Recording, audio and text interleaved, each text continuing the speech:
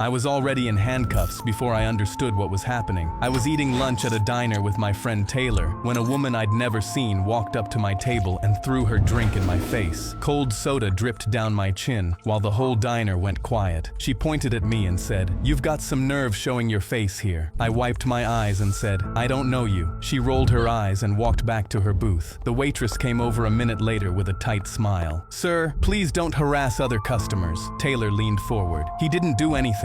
We've been sitting here the whole time." The waitress walked off without looking at him. A couple at the next table was already shaking their heads at me. Then the manager walked over, arms crossed. "Sir, we've had multiple complaints. I'm going to have to ask you to leave." For sitting here, Taylor stood up. "Check the security cameras." The manager paused. "I'll check them, but I need you both outside." We walked out into the parking lot, and I still had soda drying on my face when the police car pulled in. The woman walked out and pointed at me and said, "That's him." He screamed at me and threw a drink in my face. The officer looked at me, then at the soda stain on my shirt. "Sir, I'm going to have to restrain you." I didn't say a word. He put the cuffs on and walked me to the back of his cruiser. Taylor looked at me, then turned and walked back into the diner. The woman stood in the parking lot shaking her head at me every few seconds, until the diner doors swung open and the manager walked out with Taylor right beside him, two cooks and a waitress behind them. The manager looked at the officer and said, "The footage shows her walking up to him and throwing her drink. He never left his seat." The officer turned to her. "I don't care. He deserves to be arrested. He ghosted me. We talked on a dating app for one day and he disappeared." Taylor shook his head. "He's been with the same girl for 2 years. He doesn't use dating sites." Her voice dropped to barely a whisper. But he looks just like him." The officer took my cuffs off and put them on her. The manager turned to me. "Your meal is on the house. I'm really sorry." Taylor nudged me and said, "I got your back, bruh."